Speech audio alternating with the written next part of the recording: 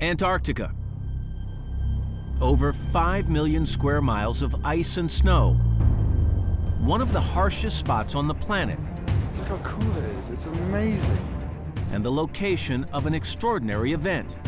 1, 2, 3. 12 wounded veterans. Right now I feel like I'm at war. 2 Hollywood stars. I need a moment here. 1 prince. Screw up out here, you get punished. In a race to the South Pole.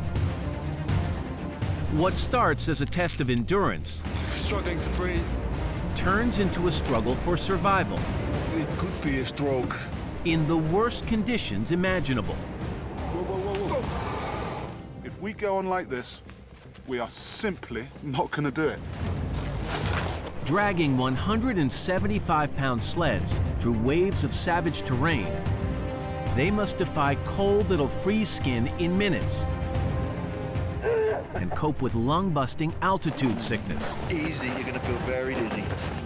as rebuilt bodies It's passing. are pushed to the limit. This has been the toughest thing I've done since I've been blind. Who among them will make it? We're not even third of the way there. Who will grab the chance of a life-changing victory? I'm not gonna let the enemy think that they won. I know they haven't. This is the story of an epic race in the coldest, windiest, and driest place on Earth. Look what happens when so many people come together. You can achieve pretty much anything.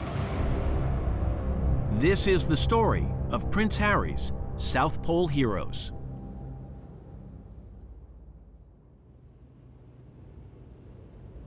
Antarctica. Cold, bleak, unforgiving. And a proving ground for 3 teams of veterans. They will attempt to ski to the South Pole across 130 miles of ice and snow. The purpose to raise money and awareness for veterans' causes. The American vets have traveled 8,500 miles to reach the starting line, high on the Antarctic plateau. Team USA is in blue. In red is the British team. In orange is a Commonwealth team made up of Australians and Canadians. Antarctica makes quite an impression. It's ridiculous that a place like this should exist. Prince Harry served 2 combat tours in Afghanistan. I fought alongside Americans, fought alongside Aussies and Canadians, but mainly Americans. Found myself fighting alongside, and you know, you fight together, you die together, and you get wounded together, so why not recover together as well? This is Prince Harry's 2nd expedition with the charity Walking with the Wounded. He hopes the veterans in this race inspire others. Hopefully they can associate themselves in some shape or form with someone in one of those teams and go, well, if they can do it, I can do anything. And that's the point. That is the point of this whole adventure. Today is race day. Specially adapted trucks have driven the last equipment up onto the Antarctic plateau. A medical support team is in place should anything go wrong. But challenging the U.S. veterans is not just a harsh environment. Okay, ma'am. It's their own severe wounds, physical and emotional. When you get to the green zone, you're kind of like, we're safe now, we're back in the perimeter. And then a bomb went off. In 2004, a suicide bombing in Iraq left Therese Frentz with burns over 30% of her body. It's changed my life, but I don't want it to be like all that I'm about. It's one thing that's really cool about going to the South Pole is that I'm going to do something that's life-changing on my own terms rather than something happening to me. Mark Wise was blown up by a landmine in Afghanistan in 2009. He suffered massive damage to his legs and lost a large part of his left hand. I knew I couldn't see. I knew I was pretty deaf. But from halfway down my hand out to the end of my pinky was sort of hamburger meat with some bone just mixed in. In 2004 in Baghdad, Margot Mange's vehicle was blown up by an IED. I was just thrown back into my turret, and the soft part of my head hit the hard part of the Humvee. And that's where all my nerve pain and traumatic brain injury came from. Team USA's fourth veteran is Ivan Castro. He was blinded in Iraq during a mortar attack in 2006. I still think about it every day.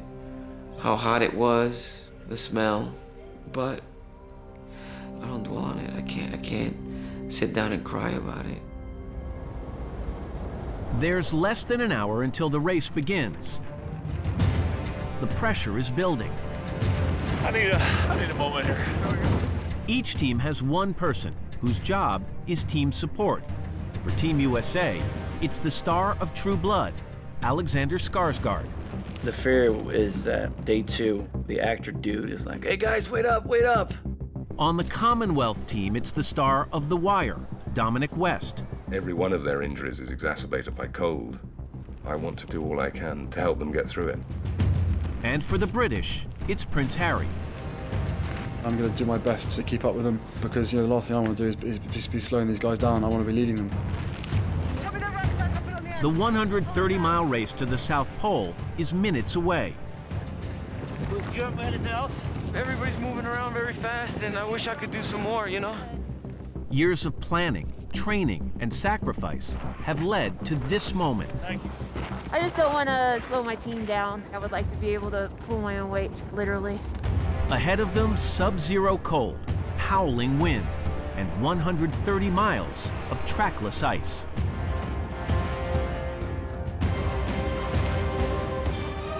The race is on. 1, 2, 3. Coming up, Team USA meets with Harry's grandmother, Share a tent with him, Granny. the Queen.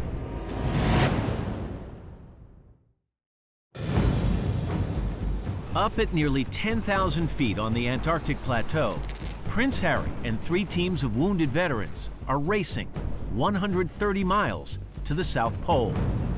Pulling 175-pound sleds for Team USA are a blind paratrooper, an amputee, a survivor of a suicide bombing, and a soldier with a traumatic brain injury. The air is dangerously thin. It's 40 degrees below zero, and this is only day 1 of an extraordinary race to raise money and awareness for wounded veterans. Body seems to be holding up. Guys are doing well. Skiing across ridges of wind-blown snow called sastrugi will be challenging for everyone, and especially for blind U.S. veteran Ivan Castro.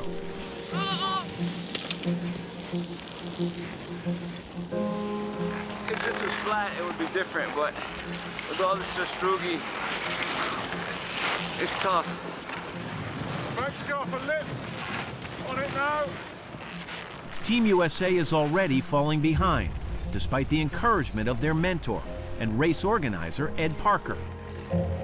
We have to snake our way through it to make it as easy as possible for Ivan. It'd be lovely if it was flat, but we've got what we've got, so we've got to deal with it. I try to hear Ed's pull in front of me.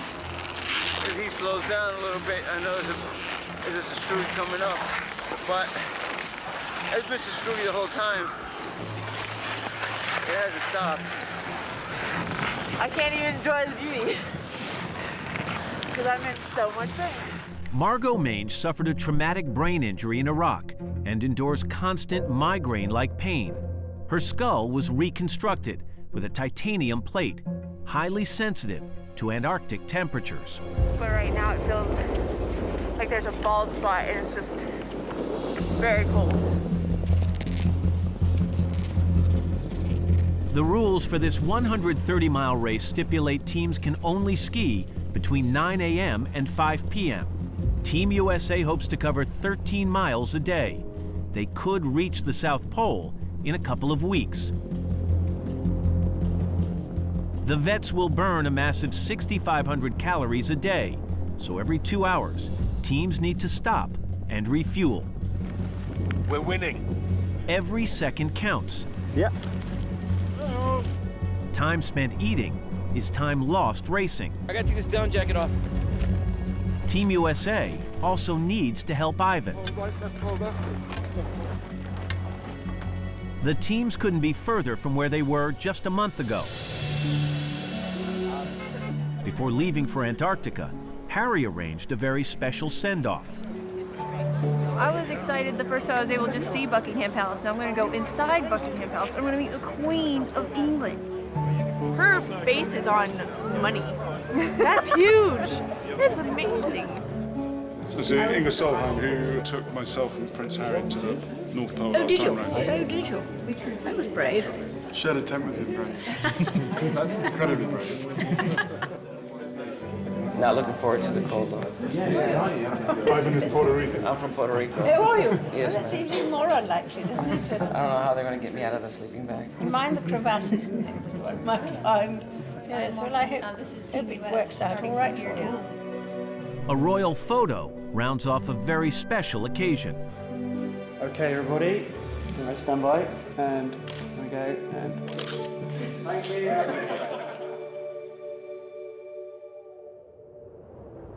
It's 4 p.m. With an hour's racing left, the Commonwealth team is leading, with the British not far behind. As long as we stay within 500 metres of the Commonwealth team, we should be all right. I think they'll crumble. That's what I think. We won't. Stick on their tail and we'll be fine. It's only day one, and the Commonwealth team has a problem. I think he's just completely lost it. Canadian bomb disposal expert Chris Downey was wounded in Afghanistan. Hi. You all right? I got frozen hands. Dag's is waiting for you. He's going to give you something to drink and eat. Somewhere?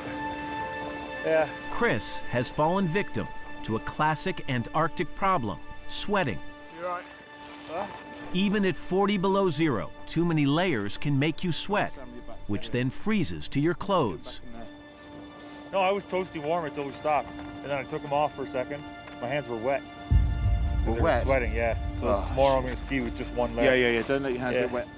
In such hostile conditions, even the smallest mistake is magnified. What you got to do is eating the breaks. It's so important. I think your energy's low, mate. With Chris having problems, the British team pushes into the lead. Dealing with the savage cold is a worry for everyone. You want to be comfortable. You should never be warm. You should be comfortable. Everyone's learning the hard way. If you screw up out here, you get punished.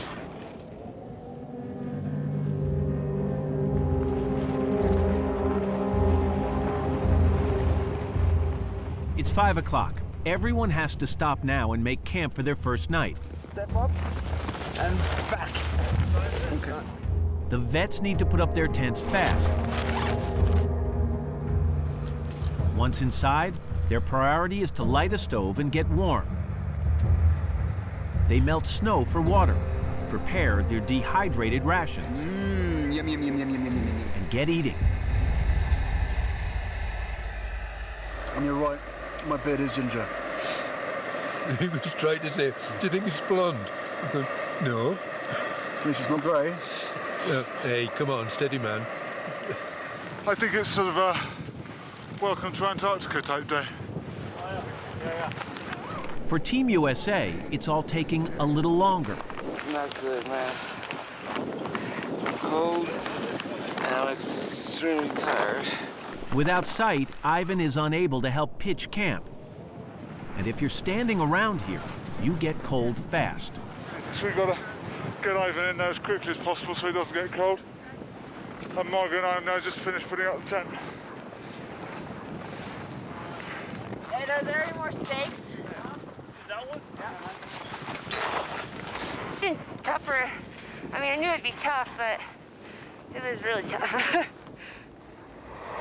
My feet are cold, my hands are cold. I can't even take my socks off. For Ivan, even simple tasks are proving difficult.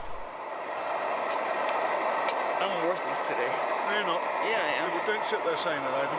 We're all tired. We all want to get something to eat. And we've got to make the tent work. Right now, the only thing I want to do is get warm. My hands and my feet are frozen. As the teams try to get some sleep, it is still broad daylight. It's summer in Antarctica, and the sun never sets.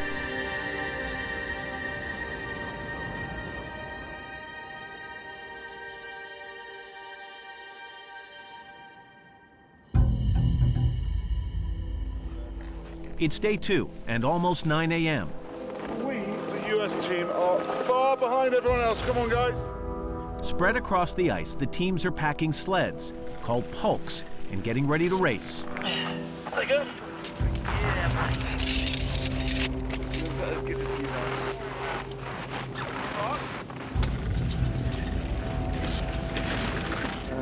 What am I going to listen to? That. Shuffle. Volume. Pause. Ready to go.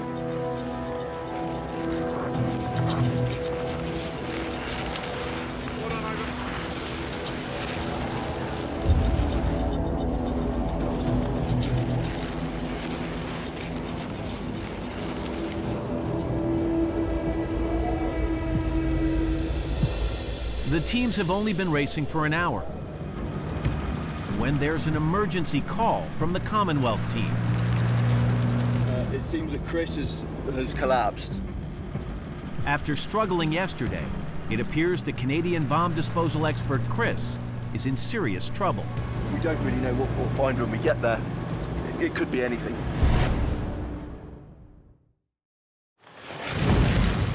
Prince Harry and 3 teams of wounded veterans are racing to the South Pole. It's day 2. The British team is in first place, Team USA in second, and the Commonwealth team last. Antarctica has been a shock to the system. I think he's just completely lost it. The extreme physical exertion, staggering cold, and high altitude have all taken their toll. We had a break. It was probably about half an hour after a break. 20 minutes after 20 minutes after a break. Commonwealth veteran Chris Downey has collapsed. Take some deep breaths for me, please, Chris. The cause is unknown. There's been dry retching into that. Chris needs to be taken to the medical tent for treatment. Easy, you're going to feel very dizzy. As day 2 draws to a close, it's unclear whether he'll rejoin the race.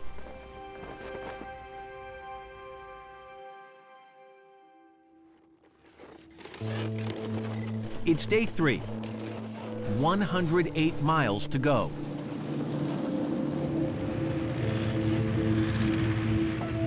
Despite the problems so far, Prince Harry has a positive outlook.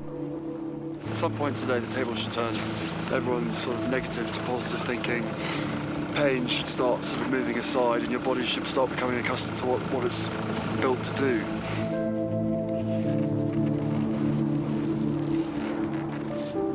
Blinded by a mortar shell in Iraq, Ivan has to ski by sound and feel. For him, this is still hostile territory. Right now I feel like I'm back at war. The only thing the enemy is the terrain. And it's a battle. We're fighting each step of the way. This, I think, has been the toughest thing I've done since I've been blind. Ivan is no stranger to battles. He served for 25 years and fought in Afghanistan and Iraq. He knows how high the cost of serving your country can be. Ralph Porras and Justin Dries are the 2 guys that died right beside me the day I got injured.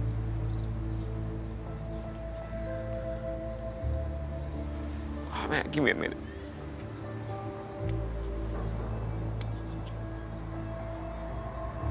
You know, I carry Ralph and Justin on my bracelet every day because when I think I have it bad, I just realize that I'm alive and I'm here and I could enjoy the simple things of life.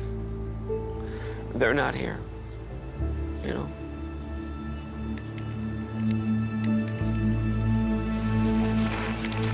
Out on the ice, it's minus 40 degrees. At this temperature, you can get frostbite in seconds. It's a nagging fear for everyone, especially Therese. I'm scared. I don't want to damage myself anymore. My husband loves me, my scars, but he doesn't deserve me to have any more scars. Therese suffered burns to over 30% of her body in a suicide bombing. her right arm and torso were worst hit. You have to work on your scars for the rest of your life because they constantly want to contract on you and rob you of your range of motion. Her change in appearance had an enormous psychological impact. I was very depressed because I was a single woman too, and young. I was only 24 when I was hurt, and I just thought that no one was ever going to be attracted to me. I was depressed for a very long time and didn't show anyone my scars for a very long time.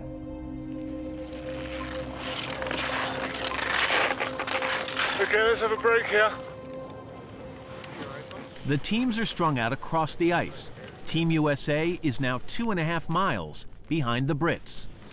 Everyone's got that tickly cough, struggling to breathe. After 3 days of skiing, the teams are just 35 miles closer to the South Pole. There are still 95 miles to go. Even for the able-bodied Prince Harry, it's been a tough 3 days. So day 1, I got a hot spot. Day 2, I just let it manifest into a blister. Well, otherwise, you can make it worse. Whatever it was is now popped to there, and something else there as well. And what's really weird is I can't begin to describe to you how sore that is. But you can't even see it. But yeah, count myself lucky that I've got feet. I think today, without doubt, was the hardest because your body's not used to it. You're probably at your lowest strength physically and mentally, and you can quite easily go into a negative state. Right. On Team USA, Therese is in pain. What you've got to do is prevent that getting any worse, all right? Therese's burns mean she struggles to keep her arms and hands warm. She has frostbite on the tip of her finger. I was in the tent for a while before I finally took off my gloves, and I saw I had a big blister on my middle finger on my left hand, and so then I freaked out a little bit. This is totally preventable, and so it's not like a badge of honor, it's stupid. Canadian Chris Downey has recovered from his collapse and is rejoining the last-placed Commonwealth team. Just want to get out there, help them set up tents, start the stoves, whatever I can do to help. But it's not just injured veterans going down. Eric Phillips, the Commonwealth guide, is diagnosed with fluid on the lung, a sign of a serious altitude sickness. He said it can be fatal in these conditions, so that made me focus a little more and take it a little bit more seriously. And on the British team, amputee Kate Phil has a bad case of frostbite. You're right on the threshold of where I would say you shouldn't be carrying on skiing through with this. Ed Parker, race organizer and Team USA mentor, sees some very worrying signs. It's the end of the 3rd day of skiing, and I think there's some fairly stark realities beginning to hit 1 or 2 people. If they're not going to look after themselves, then we've got to start taking some decisions about whether we can keep them here. And I don't want to do that.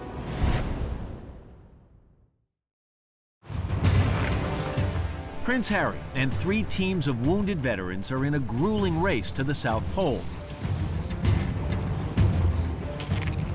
The 130-mile course is split into 3 stages.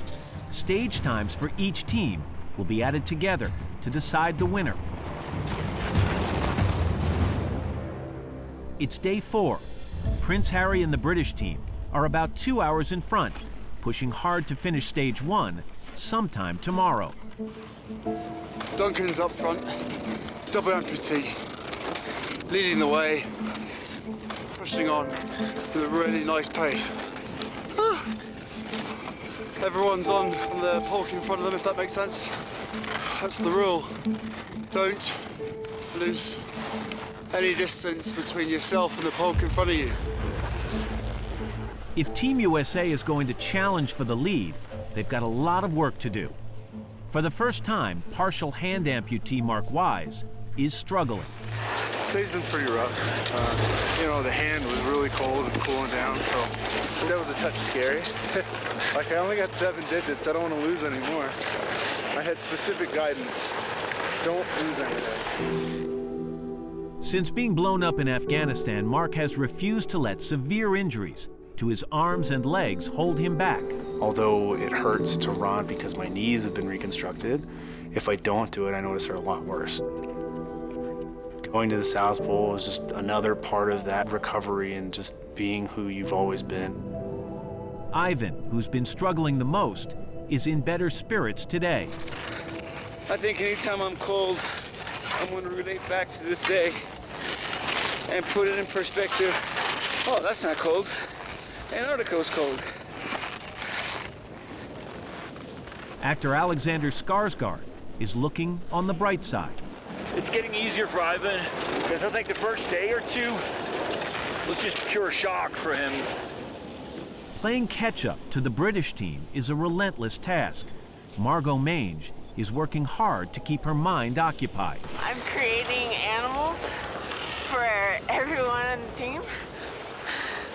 Like, Ed is a woolly mammoth, and Mark is the bear from the jungle, and I'm Abu from Aladdin, the monkey. See? My mind is gone, but at least I'm smiling. Margot suffers from post-traumatic stress disorder. In Iraq, she witnessed the death of her best friend Ashley, blown up by an IED. It haunts you all the time. You close your eyes and see the flashback of a Humvee that's being flipped upside down.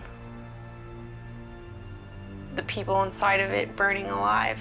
And then running out of your truck, you're not giving two thoughts about it because all you want to do is pull your best friend out of the driver's seat. But we had to sit out there for 2 hours plus, and I just watched their truck burn. I still know her. I still carry her on.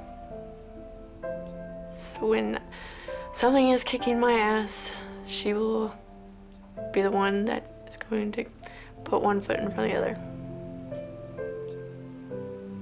I'm carrying her on with me to the South Pole.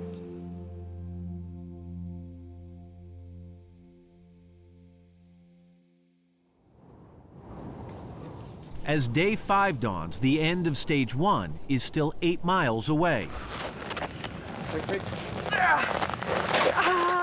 Amputee Kate Philp already has frostbite. Now she has a problem with what's left of her leg. It's passing on that fibula head. It's infected and needs medical attention. The casualty list is growing. Now it's Team USA's turn. This morning I started skiing and I couldn't breathe. And I thought that after 10 minutes it would go away, but the harder I pushed myself, the less I could breathe. I felt like I had an elephant sitting on my chest. With only 6 miles to go until the end of stage 1, Ivan can't continue. It's kind of tough because, you know, I never quitted anything in my life, but it's the fact, it's the truth.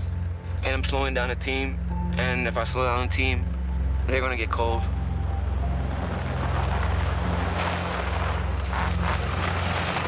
You okay, fella? Yeah. You'll get really warm.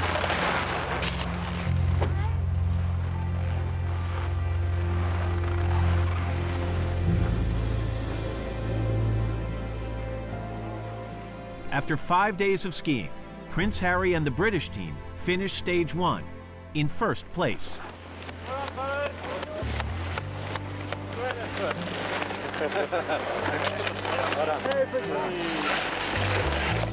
Feels like the finish line. Far from the finish line, isn't it? The Commonwealth team arrives in another 90 minutes. Team USA arrives last, an hour later. Just wish I was out there with them, coming in with them, and not standing there waiting for them. But I'm happy to see that they're coming in. You're up. Thank you. Well done, Therese. You made it. Thank you. Well done. I'm not even third away there. Frostbite, breathing problems, and exhaustion have taken out members of every team. You all right? Okay. Yeah. The terrain has been stamina sapping. The pace, too grueling for some. You all right? something has to change. Ed Parker calls an emergency meeting with the support crew. Right at the beginning of this, our aim was to get 12 wounded individuals onto the pole. If we go on like this, we are simply not going to do it. Prince Harry and 12 wounded veterans are a third of the way through the race to the South Pole. Feels like the finish line. Far from the finish line, isn't it? But Antarctica has been brutal. In just 5 days, frostbite, altitude, and exhaustion have claimed multiple victims. There has to be a change. Now, Ed Parker, the race organizer, gathers all the teams together. He has an announcement to make. Guys, because of what's happened over the last 4 or 5 days, which has been far harder than anything I was expecting, I've decided the race is over. And from here on in, we're doing this together. The conditions are just too tough for the race to continue. We're going to get 12 people.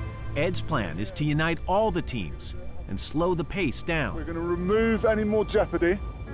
He wants to make it safer for the veterans and get all of them to the pole.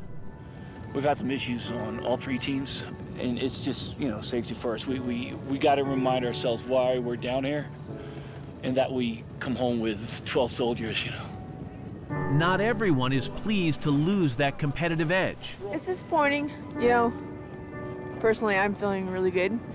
Not gonna lie, I'm very frustrated. But for Prince Harry, competition is not the priority. I don't want to get to the South Pole unless I'm standing next to Ivan, standing next to all of these guys and girls. There's no point, that's not what I came for.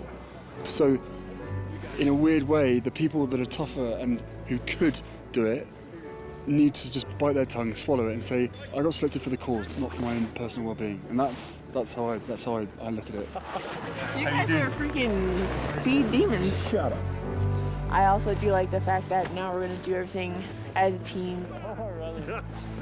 The really important thing is that we all get to the pole. I think it's going to lift everyone's spirits up. It can really be about the journey. The teams are united as one. Led out by Prince Harry, they push on to the pole together.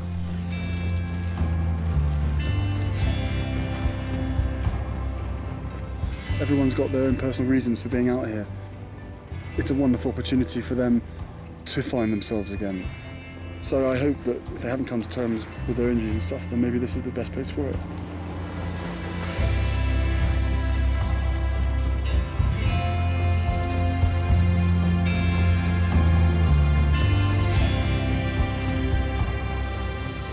Ivan is now back with Team USA and still motivated to reach the pole. I remember when I was injured and I was in a hospital and my son came to see me for the first time, and I told him that, blind or not, I'd still be the man that I was before. I think that's one of the reasons why I'm doing this.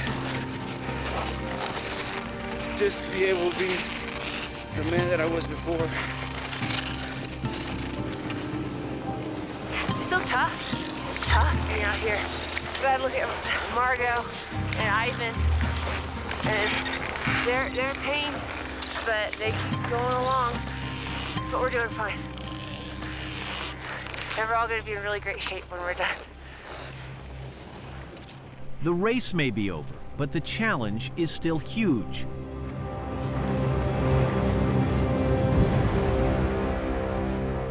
They're still 70 miles from the pole. The long way from safety. The Commonwealth team left camp about an hour ago, and we just had a call to say that Alex has fallen over. Apparently his speech is slurred and he's not got very much sensation down one side of his body.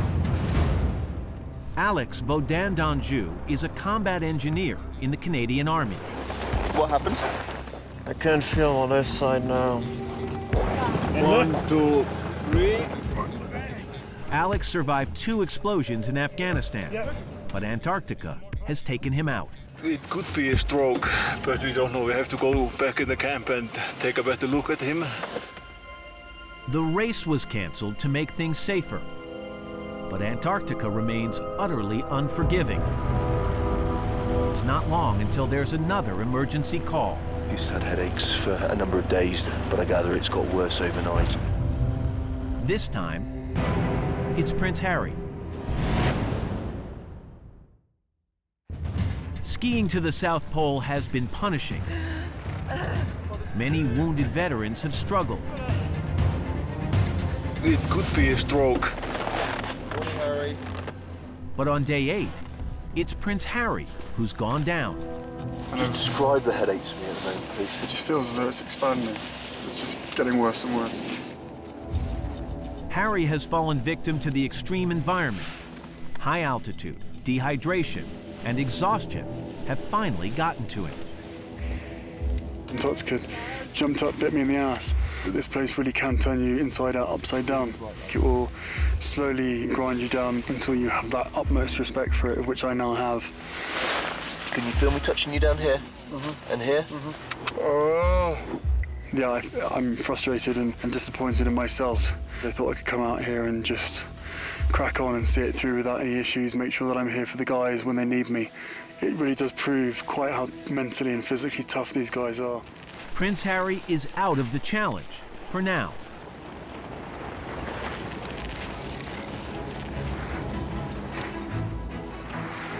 Team USA soldiers on, every day drawing 10 miles closer to the pole. Feels like we're flying, and we're less than 6 kilometers from camp, so I think we're trying to make it under 2 hours.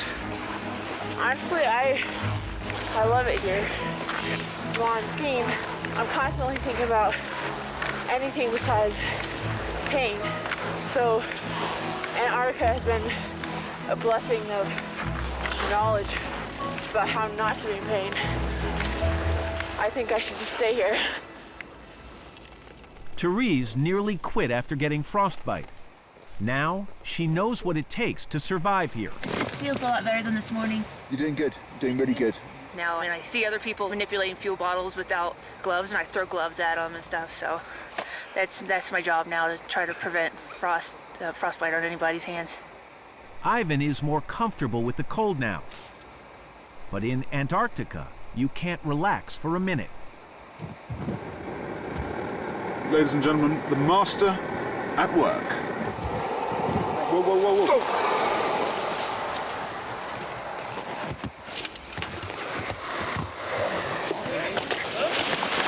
Okay, nothing, just sit there, Ivan. Are you all right, Ed? Yeah. Turn it off, turn the gas off, it's gassing out. Yeah. The cooker went up, Ivan. You guys started moving fast. My thought was like, I'm going out this back door. After resting for 36 hours, Prince Harry rejoins his team. Alex has also recovered. His temporary paralysis was triggered by war wounds, not a stroke. One by one, all the race casualties returned. After 12 days, high on the Antarctic plateau, the end is in sight. Looks like the South Pole. Must be about 10k away, but it looks a lot closer. And all of a sudden my blood is nice and warm again. The team spend the last night of the challenge just 6 miles short of the pole.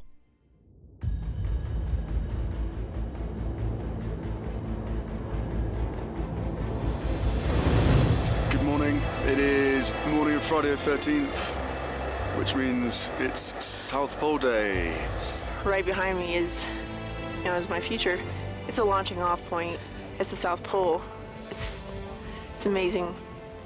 After 13 days, 130 miles, and 7 medical emergencies, all 12 wounded veterans ski to the South Pole, together. These people, they're completely different individuals now to the ones we met in September last year. And I know that there are 12 people who leave Antarctica in a better place. I'm finishing strong, and that's all I can ask of myself, and so I'm proud, and I hope this will help me to accomplish more as I move on with my life. and I'll be able to just love myself more. What started as a race ends as something greater, a celebration of strength and perseverance against all odds. Team USA, like the others, has overcome horrific injuries and completed one of the world's toughest challenges. Showing the world and themselves what wounded veterans, what brave people can do. 10 days ago, you didn't think you'd ever be here, did you? No, I didn't care about being here. I was like, yeah. It was a bit sentimental on the walk in, so a lot of steps along the way to not just being able to get out of bed and walk, but get back to who I am and be able to do something this unique. I'm proud of myself. I'm proud of everyone here. Now I just got to go to the North Pole and Everest and K2, and it's just the start. I thought it'd be bittersweet getting here, but right now it's not bitter at all. It feels very sweet. And I couldn't have done it without everybody here. I'm not gonna let the enemy think that they won. I'm not defeated. Look what happens when when so many people come together, you can achieve pretty much anything. As Afghan and other conflicts cease, we've got to come together. We have to ensure that these guys and girls, succeed in every possible way they can in the lives that they choose to lead. I'm honoured and privileged to be here with these guys. It's been very special.